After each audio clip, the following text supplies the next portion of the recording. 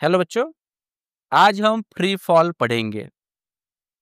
देखो बेटा, कोई भी ऑब्जेक्ट सिर्फ और सिर्फ फोर्स ऑफ ग्रेविटी की वजह से अगर नीचे आ रहा है, मानो ये ऑब्जेक्ट है, अगर मैंने इसे छोड़ दिया तो ये इसके ऊपर सिर्फ एक ही फोर्स काम करेगा और वो होगा बेटा फोर्स ऑफ ग्रेविटी। और फोर्स ऑफ ग्रेविटी की वजह से ये ऑब्जेक्ट सीधा नीचे चला जाएगा। सही है। तो हम क्या कहेंगे कि ऑब्जेक्ट जो है वो फ्रीली फॉल हो रहा है। समझ रहे हो? तो फ्रीली फॉल का कॉन्सेप्ट इतना ही है कि ऑब्जेक्ट सिर्फ और सिर्फ अगर फोर्स ऑफ ग्रेविटी की वजह से नीचे आ रहा है, then object is freely falling. इसके डेफिनेशन में हम कह सकते हैं बेटा कि whenever an object moves under the influence of under the influence of force of gravity alone, सिर्फ और सिर्फ किसकी वजह से? फोर्स ऑफ ग्रेविटी की वजह से अगर ऑब्जेक्ट नीचे आ रहा है, इसका मतलब ऑब्जेक्ट फ्रीली फॉल हो रहा है। समझ रहे हो बेटा? जैसे कि मानो कोई ऑब्जेक्ट है, इसमें दो केसेस हम लोग देखते हैं। ये ऑब्जेक्ट है फर्स्ट,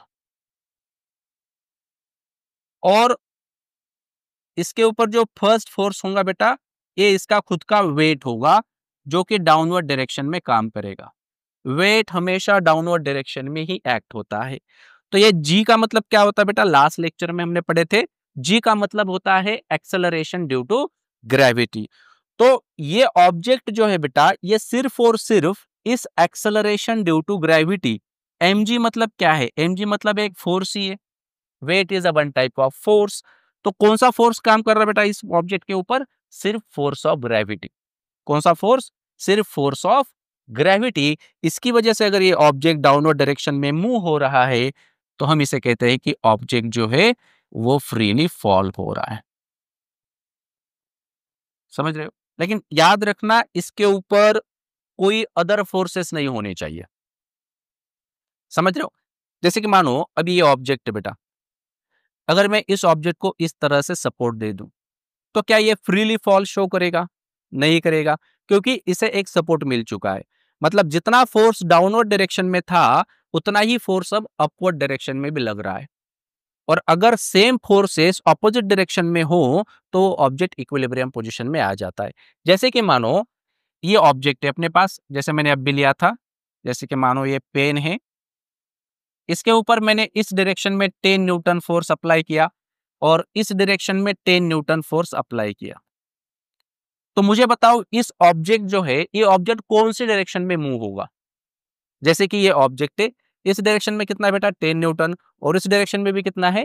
10 न्यूटन। तो ये ऑब्जेक्ट कहीं पर भी मूव नहीं होगा। मतलब इसके ऊपर जो टोटल फोर्स होगा, वो टोटल फोर्स कितना होगा? वो टोटल फोर्स होगा 10 minus 10, and that will be equal to 0। इसका मतलब ऑब्जेक्ट जो है वो इक्विलिब्रियम पोजीशन में है। तो अगर मैं इसे इस तरह से होल्ड कर दूं, इस तरह से अगर इसे सपोर्ट दे दूं, तो जितना फोर्स डाउनवर्ड डायरेक्शन में है, उतना ही फोर्स मेरा जो हैंड होगा बेटा, ये इसे अपवर्ड डायरेक्शन में दे देगा। तो ऑब्जेक्ट कहीं पर भी मूव नहीं होगा। तो उसे हम लोग नॉर्मली इक्विलिब्रियम पोजीशन कहते हैं। तो बेसिकली हमें जो देखना है आज, वो देखना है कि ऑब्जेक्ट जो नीचे मूव हो रहा है, वो सिर्फ और सिर्फ फोर्स ऑफ ग्रेविटी की वजह से मूव हो रहा है। और इसलिए हम क्या कहते हैं? Object is falling free. तो आप ठीक से सोच के बताओ बेटा, क्या ऑब्जेक्ट के ऊपर सिर्फ और सिर्फ फोर्स ऑफ ग्रेविटी ही होगा, या और कोई फोर्सेस होंगे जो काम करेंगे उसके ऊपर? सोचो। कोई भी ऑब्जेक्ट हो, जैसे कि अभी ये ऑब्जेक्ट है, अगर मैंने इसे छोड़ दिया तो ये सीधा नीचे चला जाएगा। लेकिन जब ये ऑब्जेक्ट मूव होगा बेटा, तो इसके सराउंडिंग में एयर प्रेजेंट है। सही है। तो एयर क्या करेगी? एयर इसकी मोशन को एक अपोजिशन क्रिएट करेगी, एक रेजिस्टेंस ये एयर इसे प्रोवाइड करेगी। साथ ही साथ एक बायोंट फोर्स जो है वो वहां पे अप्लाई होगा उस ऑब्जेक्ट के ऊपर। बायोंट फोर्स मतलब ऑपोजिट डायरेक्शन में, डाउनवर्ड डायरेक्शन से जो एयर फोर्स अप्लाई करेंगी, उसे हम लोग बायोंट फोर्स कहेंगे। तो ये बायोंट फोर्स इसके अपोजिट डायरेक्शन में रहेगा। समझ रहे हो? एयर ऑपोज कर रही है और बायोंट फोर्स इसके ऊपर एक्ट हो रहा है। मतलब एक ही फोर्स नहीं है, सिर्फ फोर्स ऑफ ग्रेविटी नहीं है जो इसके ऊपर एक्ट हो रहा है। बात क्लियर है? तो ऑब्जेक्ट जो हमें यहाँ पे फ्री फॉल होते हुए दिखाई दे रहा है वो पूरी तरह से ट्रू नहीं है, क्योंकि इसके ऊपर दो फोर्स आ गए। कौन से? एक आ गया बेटा एयर ऑपोजिशन, क्योंकि एयर ऑपोज करेगा कुछ ना कुछ, और सेकंड क्या होगा बेटा? बायोंट फोर्स भी होगा। समझ रहे हो? इसकी वजह से ऑब्जेक्ट का जो वेलोसिटी होगा वो वेलोसिटी भी डिक्रीज होगा बेटा, कम हो जाएगा। क्योंकि देखो जैसे ही हम इसे छोड़ देंगे तो इसकी वेलोसिटी बढ़ती जा रही है, लेकिन एयर क्या करते जा रहा है? उसको ऑपोजिशन क्रिएट करते जा रहा है, तो उसकी वेलोसिटी जो है वो डिक्रीज होती जाएंगी और हम वहां पे कहेंगे कि हमें ट्रूली फ्री फॉल नहीं मिल रहा है। अगर हमें ट्रू फ्री फॉल चाहिए, अगर हमें ट्रू फ्री फॉल चाहिए तो हमें क्या करना होगा? हमें यही एक्सपेरिमेंट वैक्यूम में परफॉर्म करना होगा।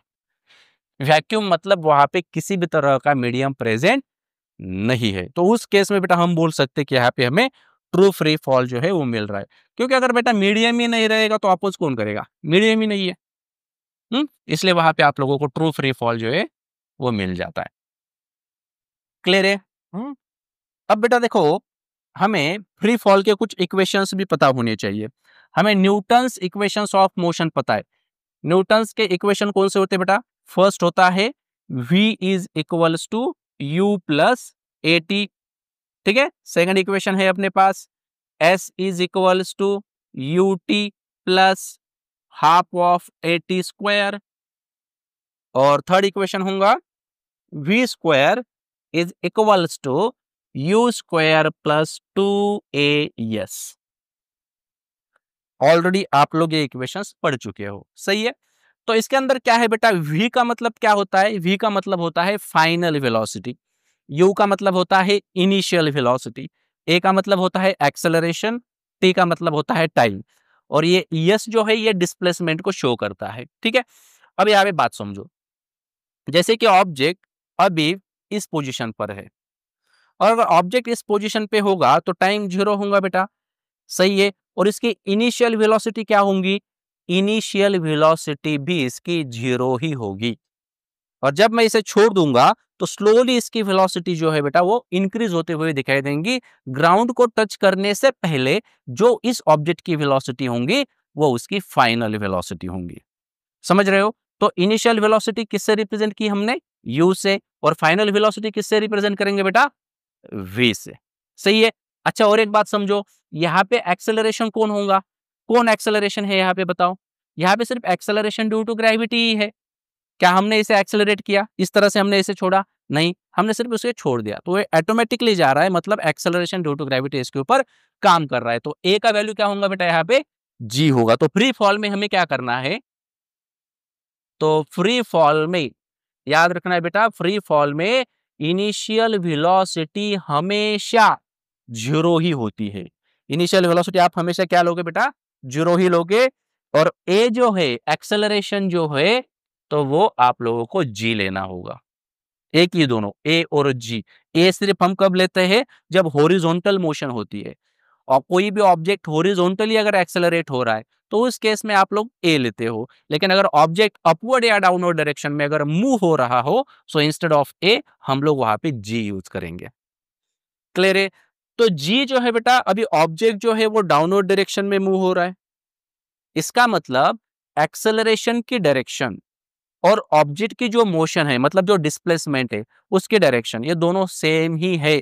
इसलिए यहाँ पे A is equal to G लिया जाता है।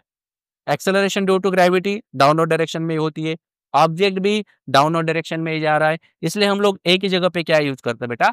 जी यूज करते हैं। समझे? आप बोलोगे सर अगर ऑब्जेक्ट को हमने अपवर्ड डायरेक्शन में थ्रो किया होता तो क्या लेते बेटा? हम ए की जगह पे माइनस जी लगा देते। माइनस जी क्यों? क्योंकि object acceleration due to gravity के ऑपोजिट डायरेक्शन में मूव हो रहा है। तो उस केस में याद रखना है बेटा, आपको ए इक्वल टू माइनस जी लेना होता है। और एक बात याद रखो, अगर हम ऑब्जेक्ट को ऊपर थ्रो करेंगे तो ऊपर थ्रो करने के बाद बेटा इसकी वेलोसिटी धीरे धीरे धीरे धीरे कम होते हुए दिखाई देंगी, और एक पॉइंट ऐसा आएगा वहां पे इस ऑब्जेक्ट की वेलोसिटी 0 बन जाएगी। मतलब कौन सी वेलोसिटी 0 बनेगी बेटा उस केस में? फाइनल वेलोसिटी 0 बन जाएगी। क्लियर है? तो इस बात को भूलना नहीं, ये बहुत इंपॉर्टेंट है। तो चलो अब आप लोग क्या करो, इन दो वैल्यूज को इन इक्वेशंस में रख दो, तो हमें फ्री फॉल के इक्वेशंस मिल जाएंगे। v एज इट इज रखेंगे, u कितना है बेटा, u तो 0 है, उसको हटा दो, a की जगह पे क्या लेंगे, g, और ये t। So v equal to G T. Second, yes, yes मतलब कौन है बेटा, डिस्प्लेसमेंट है। आप यहाँ पे यस ले सकते हो या फिर एच भी ले सकते हो, क्योंकि एक हाइट भी क्या है बेटा, हाइट भी एक तरह के डिस्प्लेसमेंट ही है। तो आप, मैं यहाँ पे यस ही ले रहा हूँ अभी, S is equal to you t, u तो 0 है बेटा, 0 into t 0 plus half of a की जगह पे लेंगे जी, और ये लेंगे t square. Third, v square as it is, u तो वैल्यू 0 बन चुका है, 2 ए की जगह पे जी, यस, यस की जगह पे एच भी ले सकते हैं, कोई दिक्कत नहीं। ठीक है, तो ये जो इक्वेशंस हमें मिले बेटा, इन्हीं इक्वेशंस को हम फ्री फॉल के इक्वेशंस कहते हैं। तो याद रखना ये दो कंडीशंस बहुत इंपॉर्टेंट है, लेकिन ये कब, जब ऑब्जेक्ट फ्रीली फॉल हो रहा हो तब। लेकिन अगर ऑब्जेक्ट अपवर्ड डायरेक्शन में रहा तो बेटा क्या करोगे आप लोग, अपवर्ड डायरेक्शन में रहा तो फाइनल वेलोसिटी 0 बनेगी, और एक्सेलरेशन जो होगा वो माइनस में लेना होगा। तो ये दो कंडीशंस जो है वो हमें याद रखना बहुत जरूरी है फ्री फॉल के लिए। आई होप कि अभी आपको एक कॉन्सेप्ट क्लियर होगा। चलो कुछ न्यूमेरिकल्स जो है इसके ऊपर देख लेते हैं बेटा। फर्स्ट न्यूमेरिकल, ये न्यूमेरिकल इस साल बोर्ड एग्जाम में भी पूछा गया है, ठीक है। एग्जाम्पल नंबर 1 है बेटा, an iron ball of mass, mass हमें दिया गया है। सबसे पहले हम लोग यहाँ पे गिवन लिखेंगे, mass, mass is given that is 3 kg। Next, release from a height, height मतलब कौन बेटा, डिस्प्लेसमेंट, डिस्प्लेसमेंट कितनी है 125 metre, and falls freely to the ground. बेटा फॉल्स फ्रीली, यहाँ पे एग्जाम्पल में ही उन्होंने बोल दिया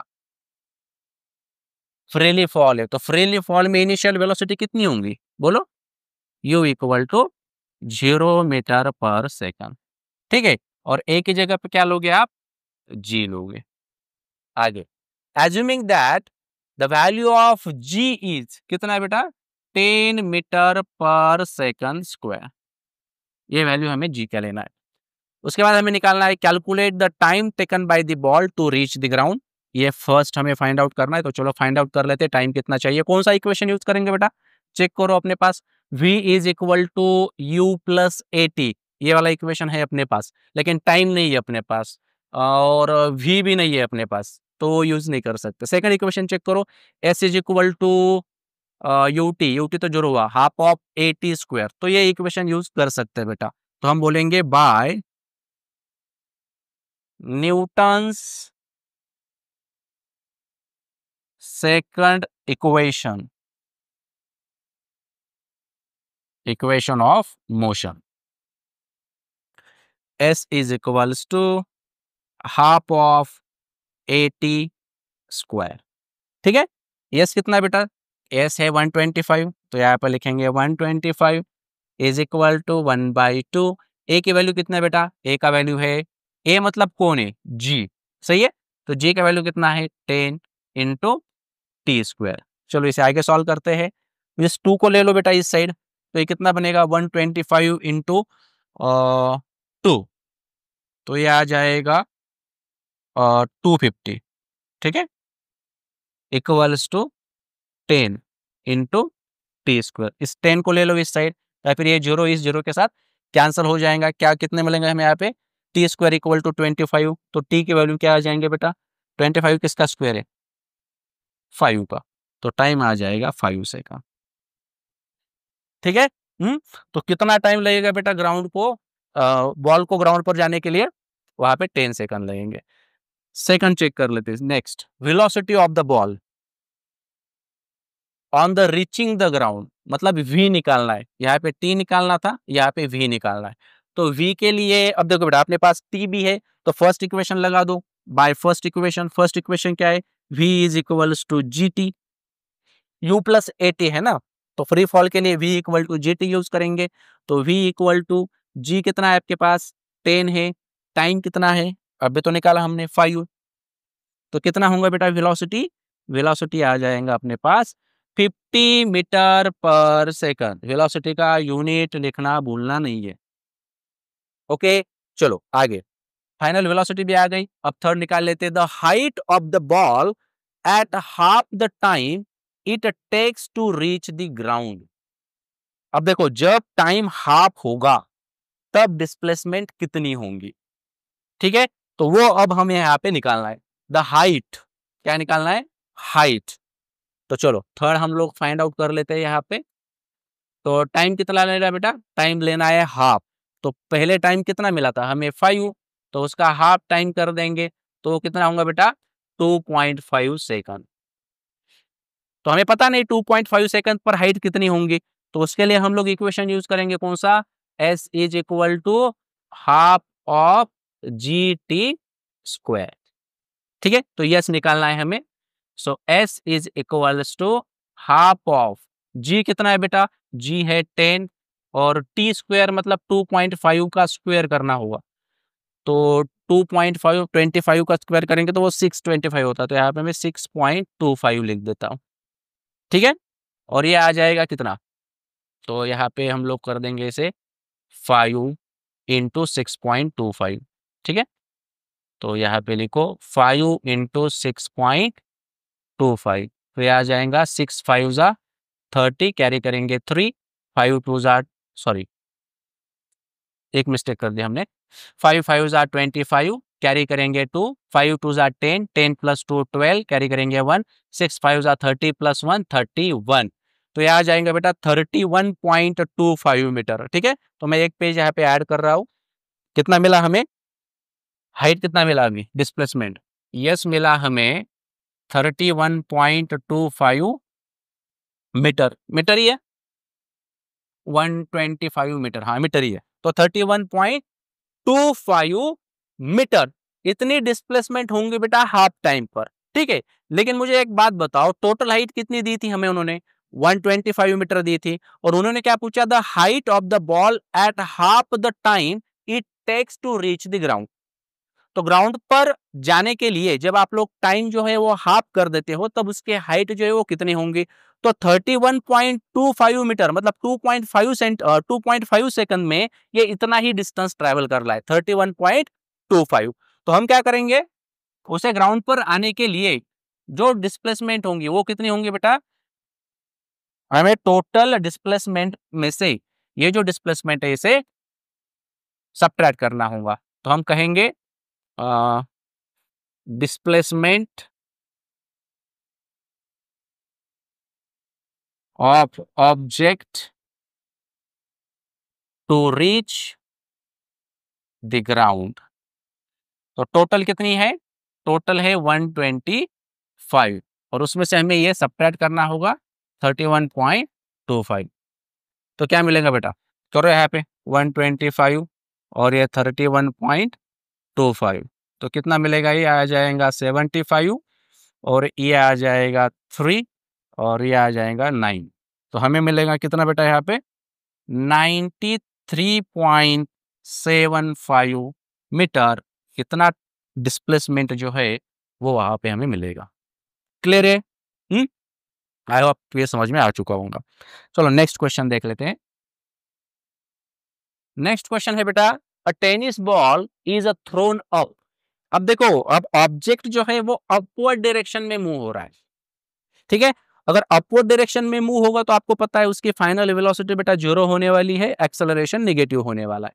चलो, a tennis ball is thrown up and reaches a height of 4.05 metre before coming down, what was its initial velocity, मतलब यू हमें निकालना है, and how much total time will it take to come down, और वो नीचे आने के लिए टोटल टाइम जो है वो कितना लेगा वो हमें यहाँ पे बताना है। तो चलो सबसे पहले हम लोग यहाँ पे क्या क्या गिवन में है बताओ, डिस्प्लेसमेंट दे चुका है, डिस्प्लेसमेंट कितनी है हमें दी हुई, वो है 4 S is equal to 4.05 metre है।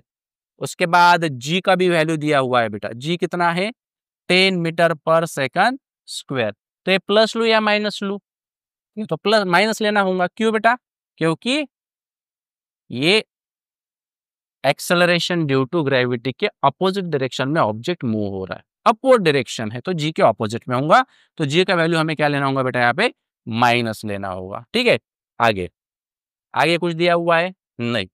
और v कितना होगा, 0 मीटर पर सेकंड। क्यों? क्योंकि ऑब्जेक्ट जो है वो अपवर्ड डायरेक्शन में मूव हो रहा है। ठीक है, चलो आगे देख लेते हैं। अब आगे क्या मिलेगा, तो पहले तो हम निकाल लेते हैं इनिशियल वेलोसिटी। तो कौन सा इक्वेशन लगाएंगे बेटा, अपने पास s है, g है और v है। तो s is equals to 1/2 gt square use कर सकते हैं हम लोग।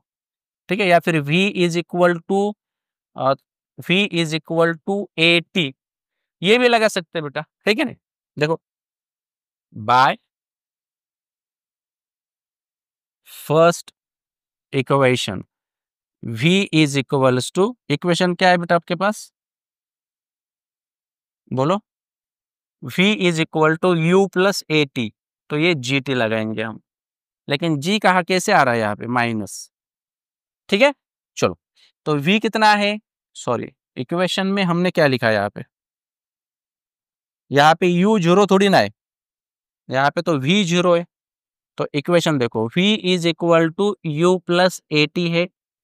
ठीक है, v का वैल्यू कितना है बेटा, जीरो है, u पता नहीं हमें, a जो है वो माइनस जी है और A T as it is. ठीक है, तो यहाँ पर मैं ऐसे ही लिख सकता हूँ u is equals to G T. तो g और t, तो g और t ये भी नहीं लगा सकते बेटा, अपने पास टाइम भी नहीं है। तो हमें इक्वेशन थर्ड ही यूज करना पड़ेगा या फिर सेकंड, चलो उसको यूज करके देखते हैं। S is equal to U T plus half of G T square है ना, इक्वेशन क्या है अपने पास, S is equals to U T plus half of G T square. तो इसमें भी टाइम है, इसमें भी टाइम है, थर्ड इक्वेशन यूज करो। चलो, V square is equal to U square plus two A S, third equation try कर रहे हैं। तो v कितना है बेटा आपके पास, v कितना है, जीरो है, u square plus two into a मतलब कौन, माइनस जी, और ये एस जो है वो एज इट इज। तो हमें इक्वेशन क्या मिल रहा है बेटा यहाँ पे, U square is equals to 2 × 10 into, और यस कितना है, यस है 4.05, चेक कर लो, थर्ड इक्वेशन काम कर रहा है। इक्वेशंस आपको ऐसे ही पहले सोचना है कि कौन सा इक्वेशन यहाँ पे काम करेगा, जो गिवन डेटा होगा as per the given data आप लोगों को इक्वेशन यूज करना है। ठीक है तो क्या मिलेगा यहाँ पे अभी, u square is equals to 2 × ये आ जाएगा 40.5। ठीक है, तो u square is equal to आ जाएगा 2 × 40.5, ये आ जाएगा 81। तो 81 किसका स्क्वायर है बेटा, 9 का, तो ये आ जाएगा 9 मीटर पर सेकंड। समझे कि नहीं, क्लियर है। तो 9 मीटर पर सेकंड, इस इतनी उसकी वेलोसिटी होंगी बेटा, इनिशियल वेलोसिटी होंगी जिस वेलोसिटी से वो मूव होगा। आई होप कि आपको भी ये क्लियर होगा। आगे इनिशियल वेलोसिटी हमें मिल चुकी है, अब हम बात कर लेते हैं टोटल टाइम की। तो हमें अभी टोटल टाइम निकालना है बेटा। ठीक है, तो टोटल टाइम मतलब उसे अपवर्ड डायरेक्शन में जाने के लिए और डाउनवर्ड डायरेक्शन में फिर से वापस आने के लिए कितना टाइम चाहिए। तो सबसे पहले हम लोगों ने वहां पे टाइम निकाला था बेटा, टाइम अपने पास यहाँ पर है ही नहीं, तो टाइम निकाल लेते हैं पहले। तो कौन सा इक्वेशन लगाएंगे, v is equal to U plus A T, ये वाला इक्वेशन यूज कर देते हैं। तो v तो जीरो ही है, u कितना मिला बेटा आप लोगों को, 9 मिला, प्लस a कितना है हमारे पास, वो है -10 इंटू टी। तो आ जाएगा अपने पास equation 10t is equal to 9, check कर लो, क्योंकि ये माइनस है बेटा, प्लस इंटू माइनस माइनस ही होगा, इसको मैं उस साइड शिफ्ट कर दूंगा तो वो प्लस आ जाएगा। तो यहाँ से t का वैल्यू मुझे मिल जाएगा 9/10। तो 9/10 मतलब 0.9 सेकंड, समझे कि नहीं।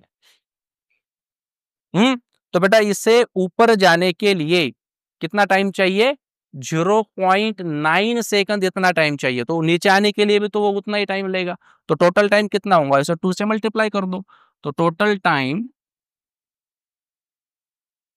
टाइम आ जाएगा बेटा 0.9 into 2, so total time will be 1.8 second. Check करो, 9 2 जा 18, तो 1.8 सेकंड जो है, इतना टाइम वहां पे उस ऑब्जेक्ट को, मतलब उस जो बॉल है, टेनिस बॉल है, उसे लगेगा। ठीक है, आई होप आपको ये क्वेश्चन जो है वो क्लियर होगा।